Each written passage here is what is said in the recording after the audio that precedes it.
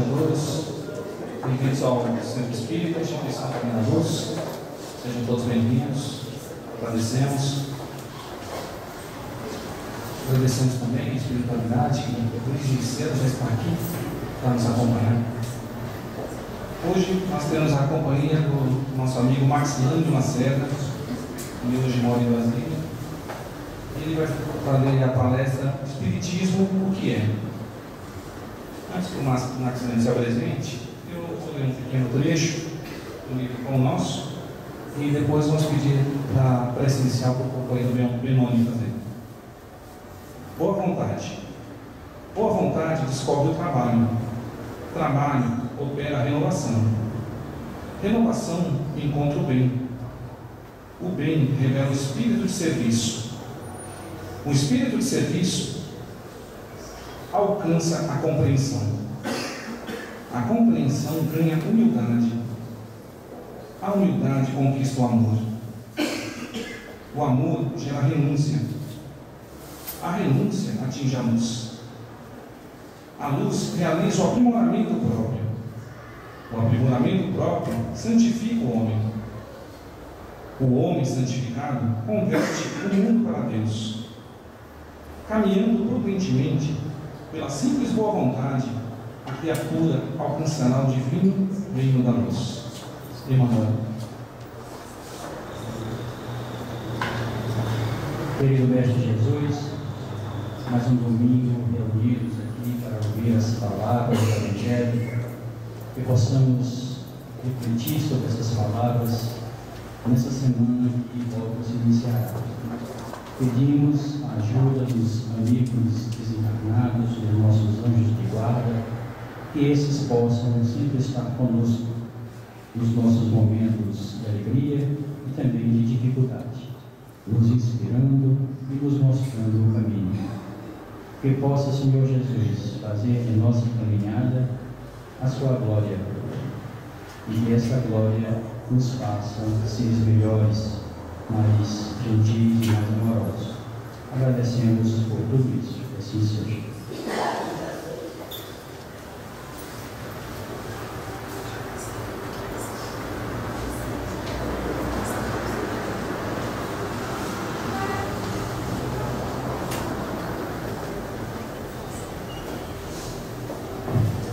Boa noite a todas, boa noite a todos. Que a paz de Jesus nos envolva hoje e sempre.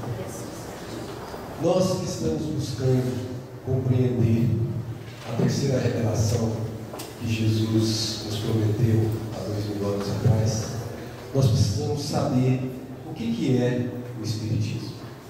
Se alguém nos pergunta lá fora, o que é esse tal de Espiritismo que você frequenta? Será que nós saberíamos responder isso sem pestanejar, sem ter dúvidas quanto à resposta que formularíamos?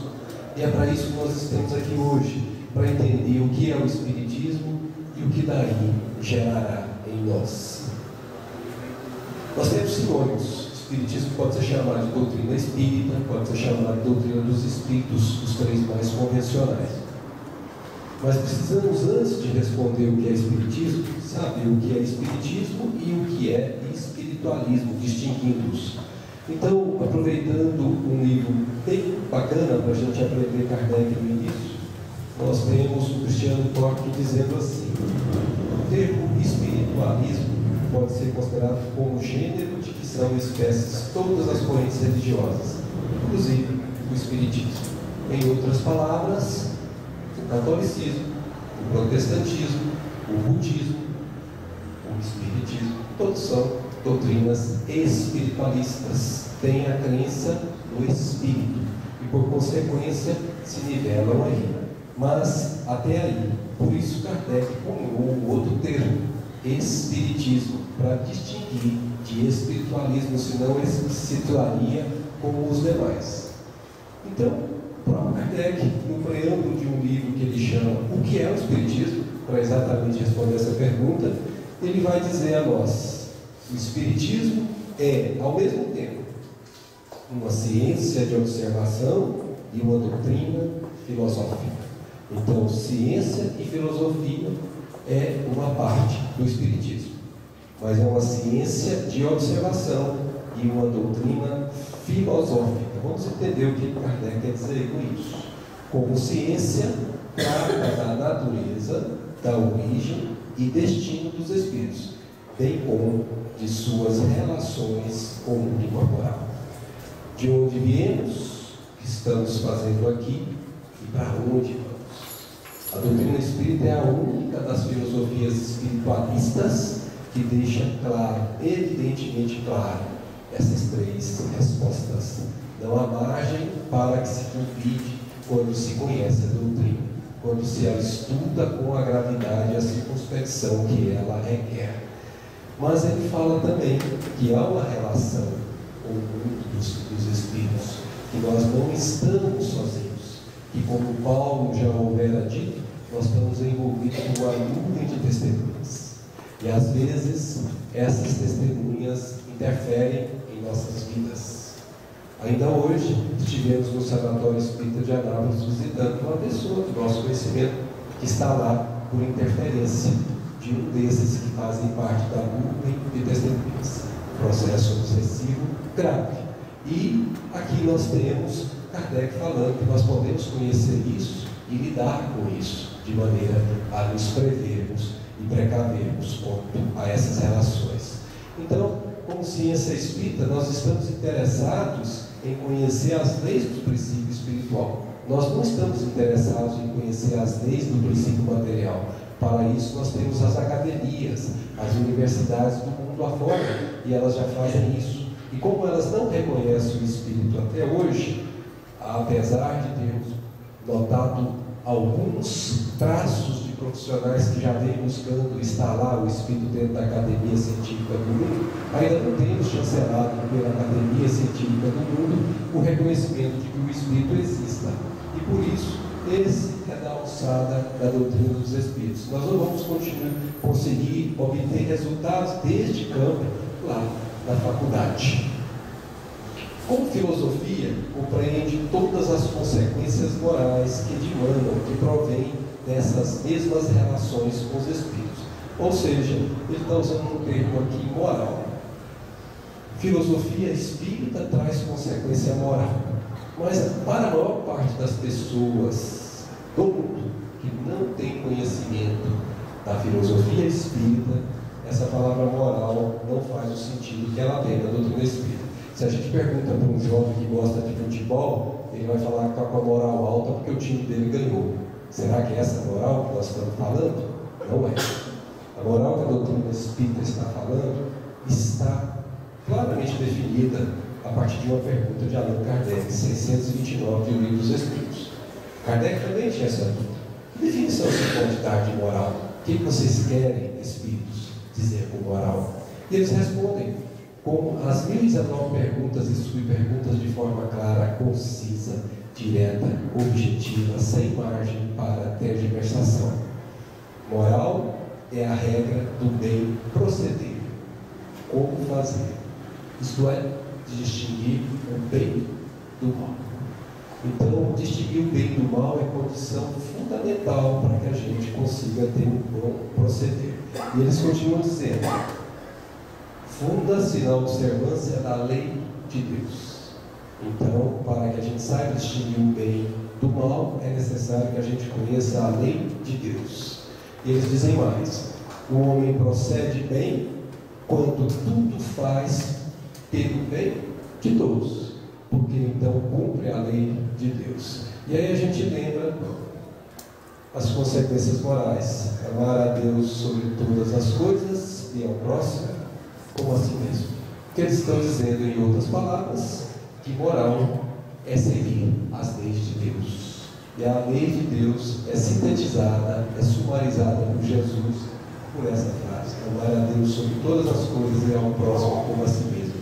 Toda a lei e os profetas de si estão contidos nesta lei. Aí vem a filosofia, ciência, mas o Espiritismo é uma religião? Se perguntarmos lá fora, vamos dizer que sim, vamos dizer que não, ou vamos dizer depende. Então, essa é uma resposta que precisamos construir também. Primeiro, precisamos saber o conceito de religião segundo o Espiritismo. né, do verbo que a gente conhece, religar, e lá no latim a gente sabe que é ligar a criatura ao Criador, o Filho ao Pai. Mas Emmanuel abre um pouco essa questão quando ele responde a pergunta de 1260 em O Livro do Consolador. Ele diz assim: religião é o sentimento divino, cujas exteriorizações são sempre o amor nas suas expressões mais sublimes. Sentimento divino é aquilo que está inato na criatura desde a sua origem. É a noção de Deus que ela traz inata, é o sentimento de Deus. Por isso que os Espíritos nos compararam como se fôssemos centelhas divinas, partículas divinas. Essa é uma aproximação disso daqui. Exteriorizações são sempre de amor. E ele define que amor tem gradações, porque ele diz que o amor nas suas expressões mais sublimes significa dizer que a gente está evoluindo para atingir esse máximo de amor que vamos conseguir um dia. Ele continua: enquanto a ciência e a filosofia operam o trabalho da experimentação e do raciocínio, operam o trabalho da experimentação e do raciocínio, ou seja, faz a educação do intelecto. É isso que a ciência e a filosofia espírita fazem a educação do intelecto. Enquanto ela faz isso, a religião edifica, constrói, elabora, ilumina os sentimentos. Ela faz então a educação do sentimento.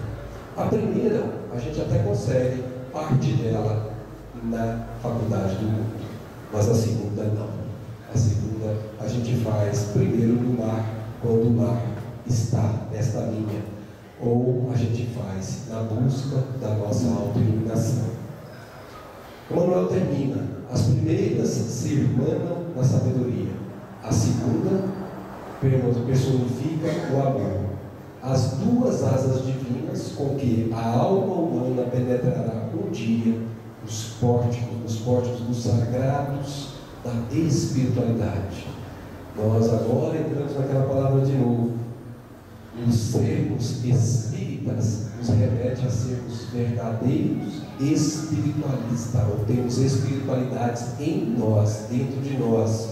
E isso é ao que a sabedoria e o amor nos estão levando. Então nós voltamos à pergunta: Espiritismo é uma religião? E vamos responder com Allan Kardec em Obras Póstumas. Ele vai dizer assim: o Espiritismo é uma doutrina filosófica de efeitos religiosos. Kardec não respondeu que é uma religião.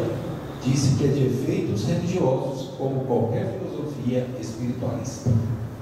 Conclui Kardec.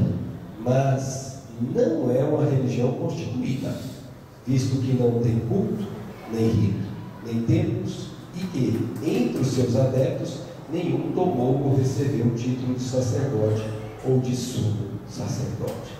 Então Kardec define claramente que a religião, como é conhecida no mundo, não é a religião do Espiritismo.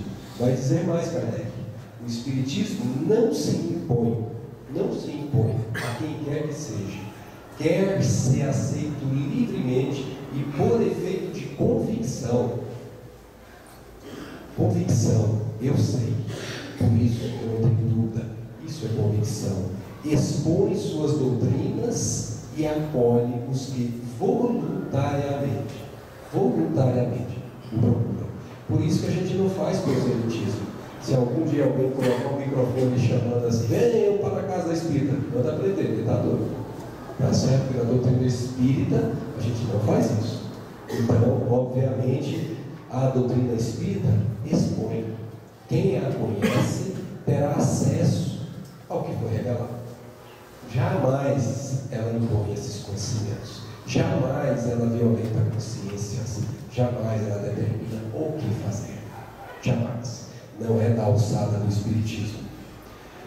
Continua Kardec, para não ter dúvida, não cuida de afastar pessoa alguma de suas convicções religiosas. Não cuida, não está preocupado com isso. Não se dirige, ele não vai procurar os que possuem uma fé, e a quem essa fé basta, é suficiente, atende. Agora, ele dirige-se aos que, insatisfeitos com os que se lhes dá, pedem alguma coisa melhor para esclarecer.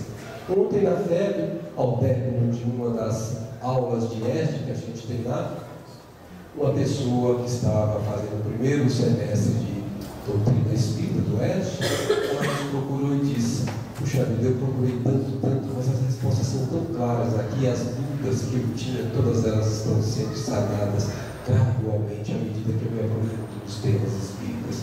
Isso é tão bom, disse ela, porque agora eu sei o rumo da minha vida. Então são coisas que a gente vai observando que extrapola o senso comum. E geralmente quando a pessoa vem beber nessa água é porque ela está buscando algo melhor para o seu espírito. Então nós já podemos concluir que a doutrina espírita não é só ciência, não é só filosofia e não é a religião do mundo. A filosofia espírita é, na verdade, um conjugado, um triângulo de forças. Nós temos a ciência que estuda e por isso desenvolve o intelecto. É nesse estágio que nós fazemos o aprendizado intelecto, tanto quanto a filosofia que indaga, também desenvolvendo o intelecto. Mas as consequências disso são consequências morais. São aquelas consequências que nos permitem discernir o bem do mal. É a regra do bem proceder, aquela consequência que faz com que a gente vigie e ore a todo momento para não entrar nas tentações do mundo que estão dentro de nós. E isso leva a criatura ao processo de sublimação que se faz através da religião, quando ela começa a aprendizado, todo o sentimento instalando isso dentro de si. Com isso, a gente consegue estabelecer sabedoria, filosofia e ciência. E com isso, a gente consegue estabelecer o amor, como diz Emmanuel, as duas asas que a alma precisará para acessar os pórticos da espiritualidade íntima. E é por isso que esse triângulo de forças é um triângulo importantíssimo. Se alguém disser que a doutrina espírita é apenas ciência, estará fragmentando esse consolidado. E não será doutrina espírita. Da mesma forma, se alguém disser que a doutrina espírita é filosofia apenas, também estará fragmentando esse triângulo de forças. E isso não é doutrina espírita. E se alguém disser que a doutrina espírita é apenas religião, obterá a mesma resposta, que não é doutrina espírita. Mas quando olharmos os três juntos, aí sim teremos doutrina espírita, como Kardec Nola revelou. E aí a gente parte para a pergunta fundamental. Já sabemos que doutrina espírita, o que é doutrina espírita, mas qual a base da doutrina espírita? Onde ela se apoia, onde ela se suporta? E a gente vai responder isso com o próprio Kardec, quando ele indaga na questão 625. Qual o tipo mais perfeito que Deus tem oferecido ao homem para lhe servir de guia e de modelo?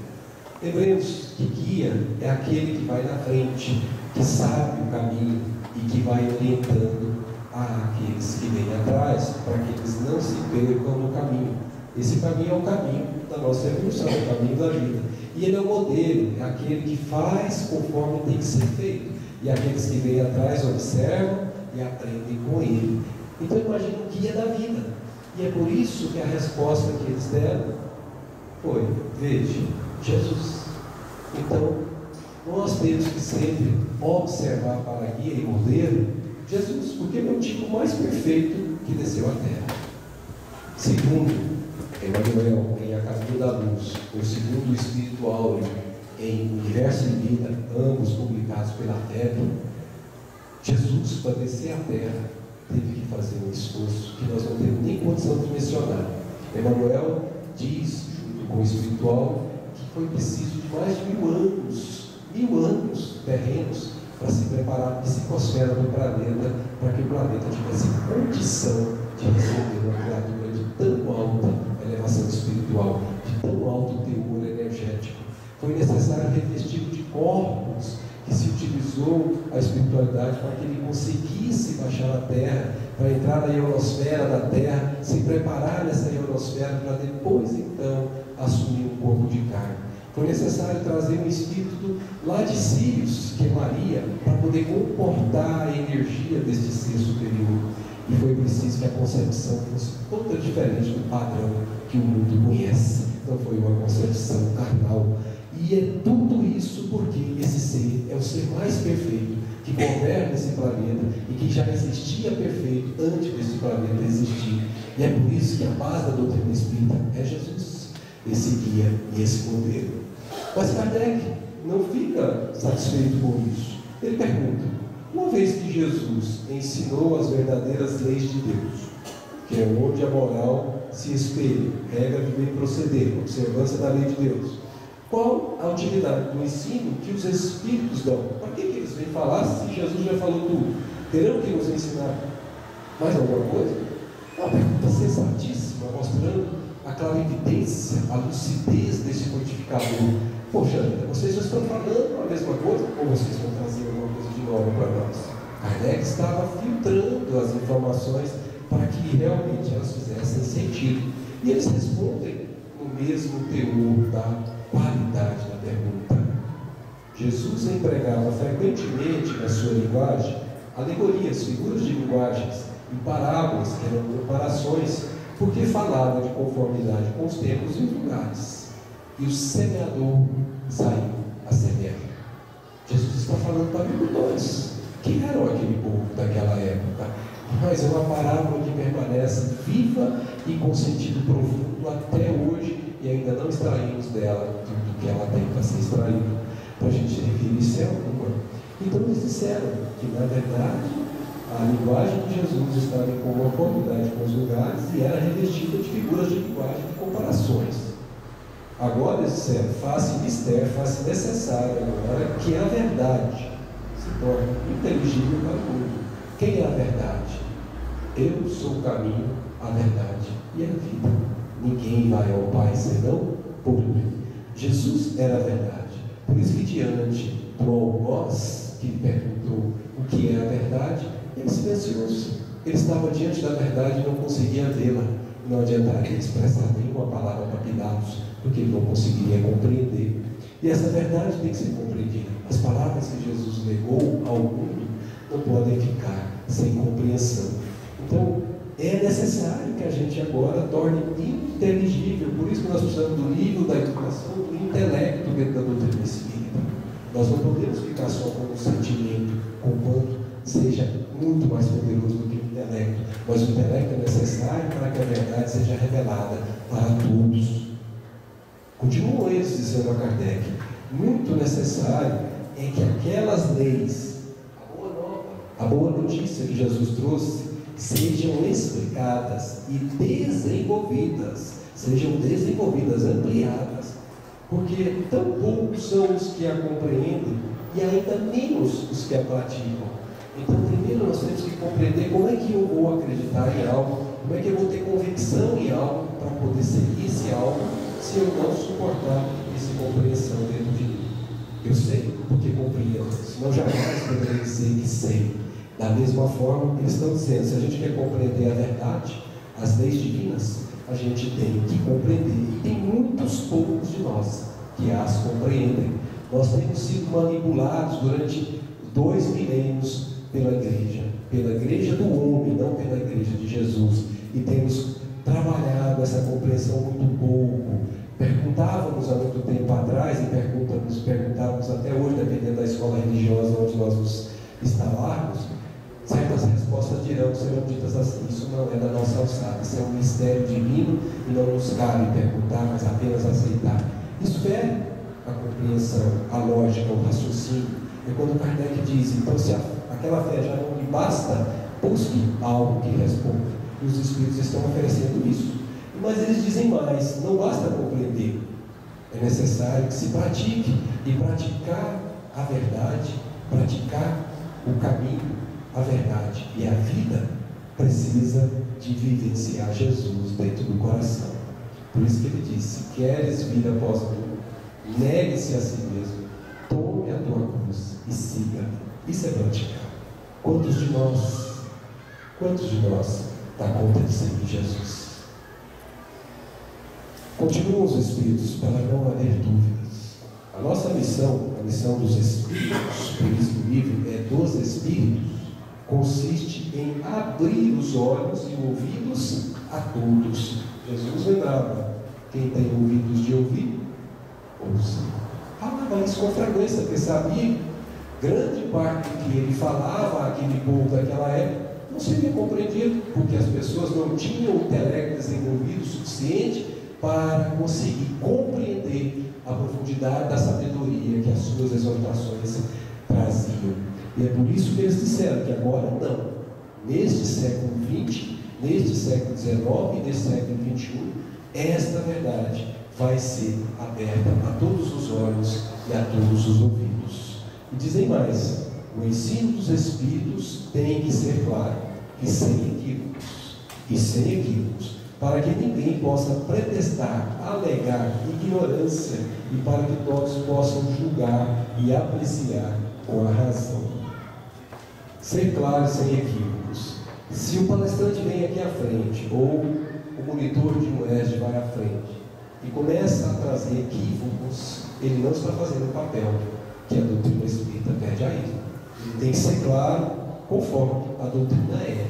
Não pode haver ao palestrante a oportunidade de dizer, olha, eu acho que é assim. Não, nós não temos o direito de dizer isso. A doutrina espírita nos ensina assim. Aceitar ou não aceitar a doutrina espírita é com cada um, é da consciência de cada um. Mas jamais o personalismo pode prevalecer sobre a sagrada terceira revelação. Além disso, é importante que eles disseram aqui, pretextar a ignorância. Ah, eu não sabia. Chego lá no plano espiritual e digo, eu não sabia. Não, você sabia. Você sabia e não vivenciou aquilo que sabia. E para que todos possam julgar, é da alçada do livre-arbítrio de cada um e apreciar com a razão. Por isso que a doutrina espírita tem como lema fé raciocinada. Eu não creio. Uma pessoa perguntou, você crê no mundo dos espíritos? Você acredita na vida após a morte? Eu falei, eu não. Mas você não é espírita? Exatamente por isso. Eu sei a vida após a morte. Eu converso com os espíritos. Eles me dão o endereço de onde eles moram, eu vou lá e confio. Eu não tenho dúvidas. Eu vejo os espíritos pela psique, eu estou com eles. Eu não tenho dúvida. Os raciocínios que a doutrina me leva a fazer me remetem à certeza do que o fenômeno proporciona.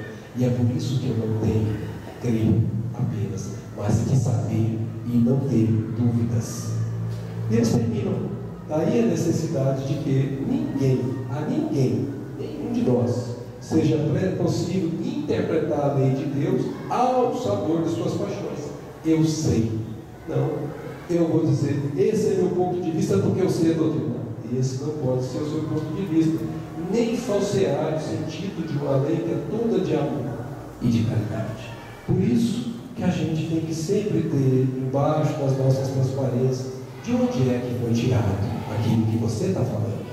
Não temos a sentença mínima para poder falar com as próprias palavras. Temos que usar as palavras dos próprios Espíritos para ser no mínimo honesto com eles.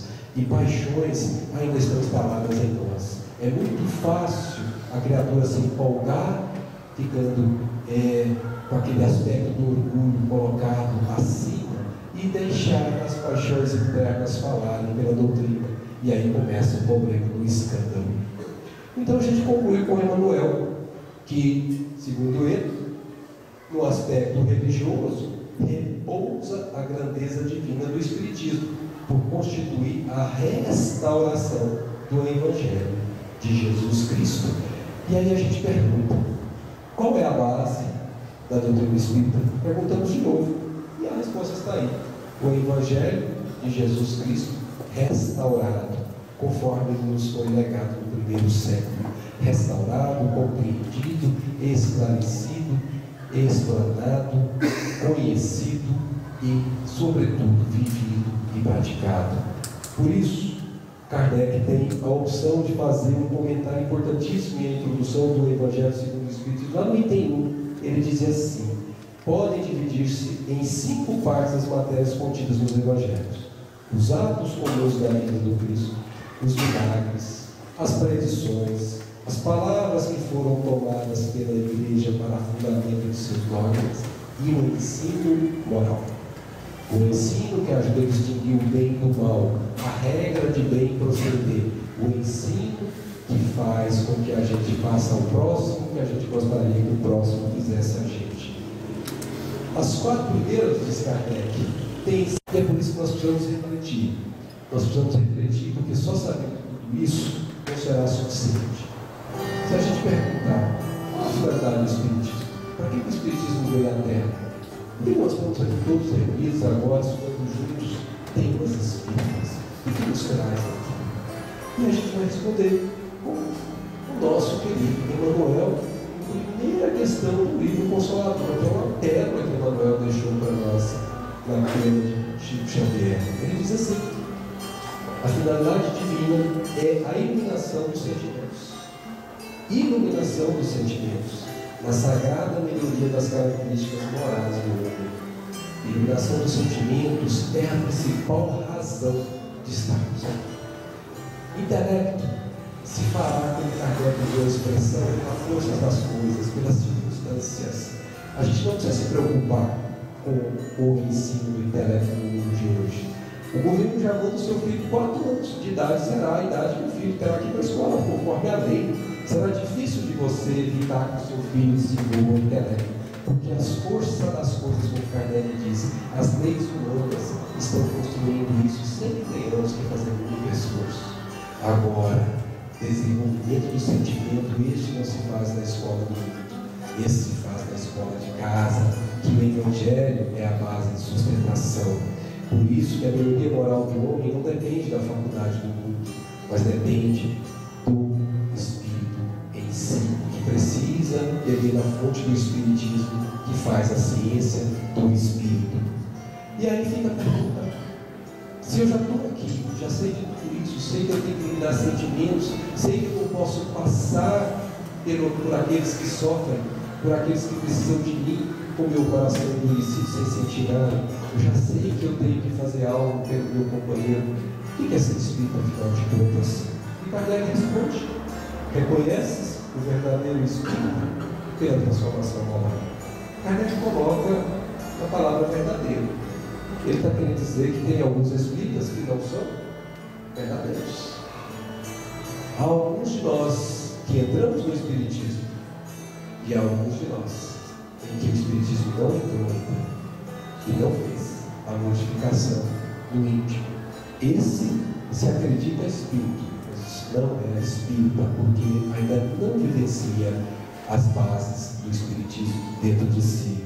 Quando ele começa a fazer isso, ele faz o que fez aquele rapaz da parábola, aquele rapaz que cai em si, o filho pródigo. Dá-se conta de que andar sem Deus, andar sem o Pai, não é possível, porque ele vai cair mais cedo ou mais tarde. Esse despertamento faz com que a gente faça isso. Reconhece o verdadeiro espírita pelos esforços que emprega para domar as suas más inclinações. Palavras que poderíamos passar horas elaborando enunciados sobre elas. Esforços.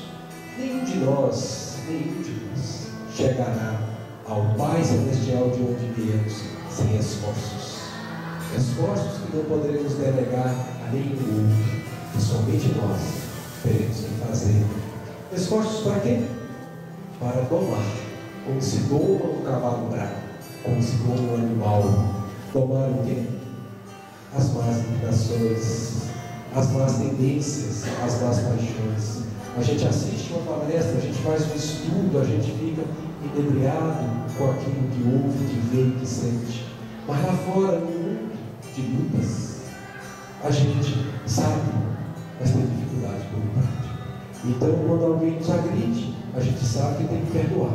Mas o primeiro impulso, na maior parte da humanidade, ainda é de revidar e não apenas agir, ao invés disso, reagir. Então, se a criatura fala alto, a tendência daquele que está do lado de lá se sentiu ofendido é repetir a ofensa. E isso é exatamente o contrário, porque nós temos que domar essa má inclinação que ainda trazemos em nós. Devolver a ofensa, como que Jesus disse que não devemos fazer. Esse corresponde do amar ao próximo como a si mesmo, o trabalho que nós temos que fazer, cada um de nós, dentro de nós. Porque ninguém pode dar o que não tem. Como é que eu vou dar para o meu próximo amor se eu não trago amor? Como é que alguém que traz o coração amargurado, o azedume, como é que ele pode oferecer doçura para aqueles que estão perto dele? É assim. Enquanto a gente não está lá a doçura, a bondade dentro do coração, a gente não vai conseguir deixar isso para o nosso próximo. Quem tem mais paciência, dá para quem tem menos. Quem tem mais compreensão, dá para quem tem menos. Isso é a lei de solidariedade. Mas é necessário que se instale a paciência, ou pelo menos um pouco dela, que se instale a compreensão, ou pelo menos um pouco dela. Do contrário, não poderemos trabalhar pelo nosso próximo. E isso a gente faz com a educação do intelecto, porque a gente vai aprendendo a discernir o bem do mal. Mas Kardec estabeleceu como lema superior dessa doutrina: fora da caridade, não há salvação.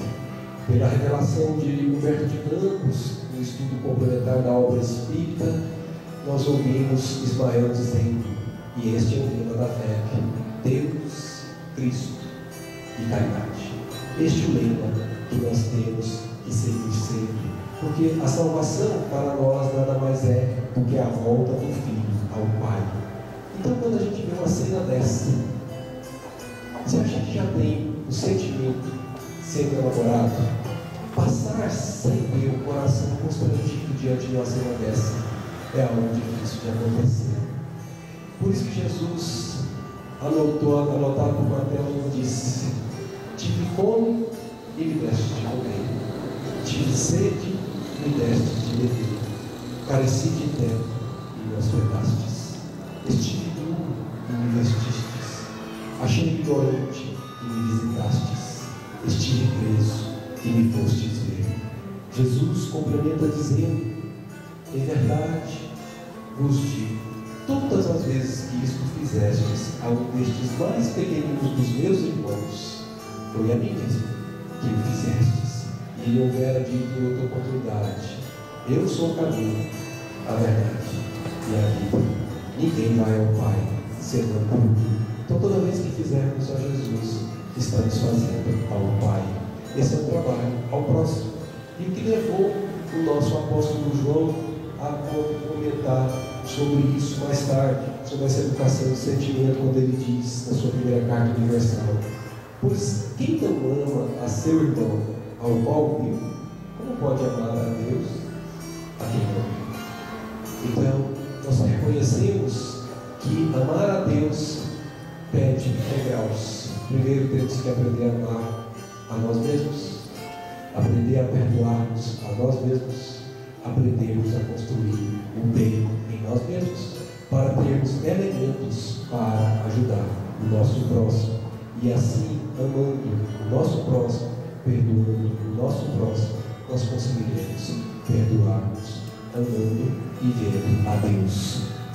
Por isso, a gente conclui que ser espírita é, em última instância, buscar aquilo que Jesus nos legou, buscar a amar o Senhor, nosso Deus, de todo o nosso coração, de toda a nossa alma e de todo o nosso entendimento, e buscar a amar o nosso irmão, o nosso próximo, como a nós mesmos.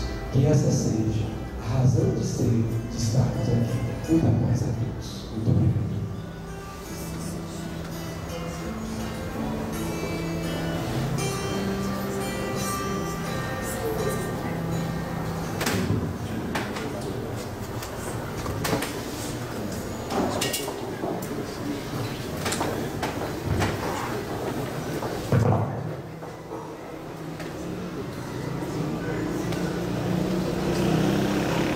Agradecendo então ao irmão Maximiliano por esclarecedoras palavras. Jesus sempre siga seu coração. Lembrando que na próxima quinta-feira, às 7h30, teremos outra palestra pública aqui com o companheiro Luiz Carlos Mendes. Ele é do Centro Espírita Por Amor, de Goiânia, e para a palestra O Despertar para a Regeneração. Alguns recados. A biblioteca, só lembrando a todos, a biblioteca, no horário da palestra, ela permanecerá fechada. Mais ou menos umas 7h25 fecha, e depois, quem quiser, ela reabrirá para quem precisar. Quanto ao estacionamento, a gente pede a compreensão de todos, porque estamos ainda em obras, então às vezes há uma dificuldade aí para retornar dos carros. Então pedimos que a gente está procurando fazer alguma sinalização com os cones. Então a todos que a gente pede a compreensão para que também não impeça as passagens dos carros. Para quem tem a necessidade do benefício do passe, a gente pede que permaneçam sentados e pedimos também para que continuem em oração, porque eles sabem que o benefício do passe, ele, desde que chegamos aqui até a hora que passamos lá, tem importância. Então pedimos essa reflexão. E para terminar, a gente pede para esse final para o companheiro Genésio fazer a prece, por favor.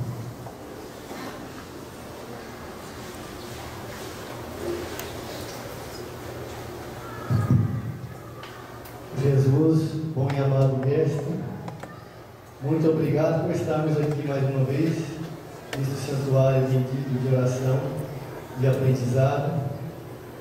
Senhor, ilumina o nosso pensamento, o nosso sentimento, para que possamos assimilar cada vez melhor os teus ensinamentos, colocá-los em prática. Oramos aos espíritos, protetores e trabalhadores desta casa, que possam envolver nossos irmãos que aqui estão hoje, que vieram em busca de um retiro para as suas mazelas, que eles possam receber toda a proteção necessária para que possam sair daqui mais animados e reconfortados, com suas energias renovadas, que possam adentrar seus lares, sentir que vem ter uma noite de repouso agradável, levantar amanhã da mesma forma para mais um dia de trabalho, de experiências, e que isso continue por toda a semana. Abençoe também, Senhor, os lares de nossos irmãos, todos que lá ficaram, possam receber a mesma bênção. Rogamos também para nossos irmãos que estão fora do corpo físico, que possam receber da mesma forma, continuar a sua jornada de aprendizado, de aprimoramento moral. E assim seja.